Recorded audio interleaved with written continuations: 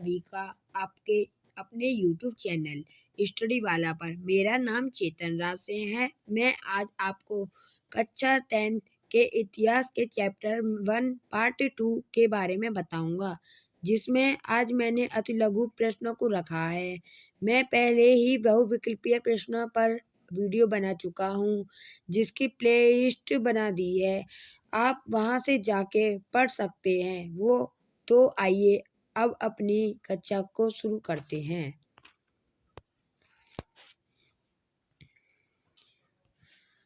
पहला क्वेश्चन इसका है इतिहास पार्ट 1 यूरोप में राष्ट्रवाद का उदय। पार्ट 2 है अति महत्वपूर्ण प्रश्न है, अतुलनीय उत्तरीय प्रश्न। पहला क्वेश्चन फ्रेडरिक सरियू कौन था? उत्तर इसका फ्रेडरिक सरियू एक फ्रांसीसी कलाकार था जिसने 1848 में 4 चित्रों की एक श्रृंखला बनाई थी। ठीक है।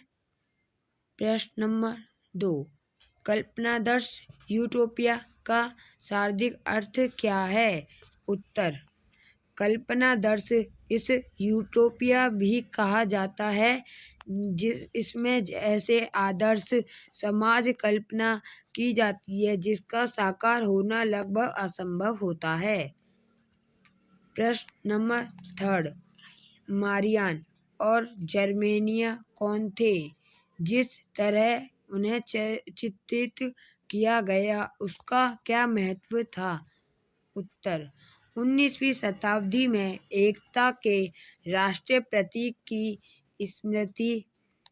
स्मृति को बनाए रखने हेतु फ्रांस में स्वतंत्रता और गणतंत्र के प्रतीकों द्वारा मारियान के रूप में जन राष्ट्र का विचार दर्शाया गया। इसी प्रकार जर्मन राष्ट्र का प्रतीक जर्मेनिया बन गई। उसे वीरता का प्रतीक बलूत वृक्ष के पत्तों का मुकुट पहने दर्शाया गया। ठीक है। अब चलते हैं प्रश्न नंबर 4 पर। फ्रांसीसी क्रांति किस वर्ष हुई?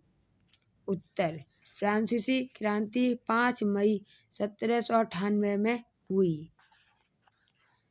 ठीक है बच्चों, चलो अब चलते हैं प्रश्न नंबर 5 पर। नेपोलियन संहिता क्या थी? उत्तर फ्रांस में नागरिक संहिता, जिसे नेपोलियन की संहिता के नाम से भी जाना जाता है, इसका निर्माण 1804 में हुआ। ठीक है। प्रश्न नंबर 6 वियना की संधि का क्या था और इसका प्रतिनिधित्व किसने किया था? उत्तर सन 1815 में ब्रिटेन, रूस, प्रशा और ऑस्ट्रिया जैसी यूरोपीय शक्तियां जिन्होंने मिलकर नेपोलियन को हराया था। इन देशों के प्रतिनिधि यूरोप के लिए एक समझौता तैयार करने के लिए वियना के इकट्ठे हुए। इस सम्मेलन में मेजबानी ऑस्ट्रिया के चांसलर ड्यूक मेटरनिक ने की। ठीक है। अब चलते हैं क्वेश्चन नंबर 7 पर। 1832 ईस्वी की कुस्तुनतुनिया की संधि क्या थी? उत्तर इस संधि में यूनान को एक स्वतंत्र राष्ट्र की मान्यता दी। ठीक है। क्वेश्चन नंबर 8 रूमानीवादी क्या था?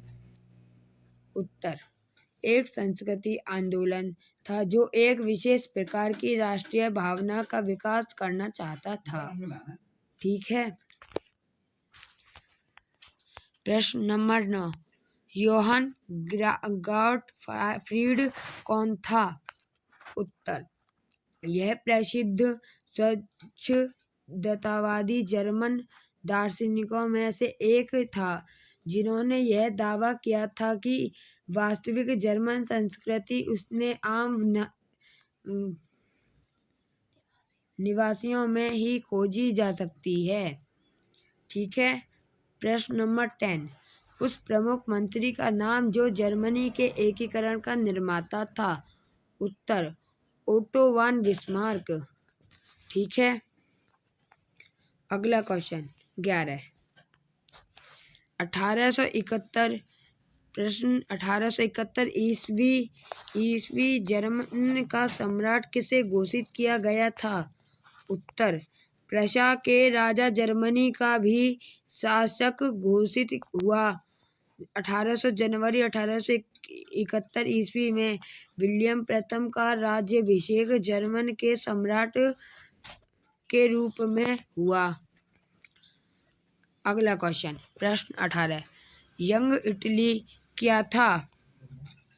यंग इटली क्या था? उत्तर, यह एक संस्था है जिसकी स्थापना 1831 ईस्वी में जोसेफ मैस्नी ने फ्रांस के मार्सिलिस नामक नगर में किया था। ठीक है। अगला क्वेश्चन, प्रश्न नंबर 13, इटली का एकीकरण प्रमुख निर्माता कौन थे? उत्तर, इटली के एकीकरण का श्रेय म्युजिनी, काउंट काबूर और गैरिबाल्डी को दिया जाता है। प्रश्न नंबर 14, यूरोप का कौन सा क्षेत्र बाल्कन के रूप में जाना जाता है और स्लाव कौन थे? उत्तर, 1871 ईस्वी के बाद यूरोप में गंभीर राष्ट्रवादी तनाव का क्षेत्र बाल्कन क्षेत्र और वहां के निवासी स्लाव बने बाल्कन क्षेत्र का अधिकांश क्षेत्र ओटोमन साम्राज्य के अधीन था। क्वेश्चन नंबर 15, अगर बाल्कन क्षेत्र में राष्ट्रवादी तनाव के क्या कारण थे? उत्तर, बाल्कन क्षेत्र में तनाव के कारण इस क्षेत्र में कई युद्ध हुए और अंततः यही बाल्कन क्षेत्र 1914 ईस्वी के प्रथम विश्व युद्ध का कारण बना। अगर वीडियो अच्छी लगी हो तो do like, subscribe and share. Thank you for watching the video.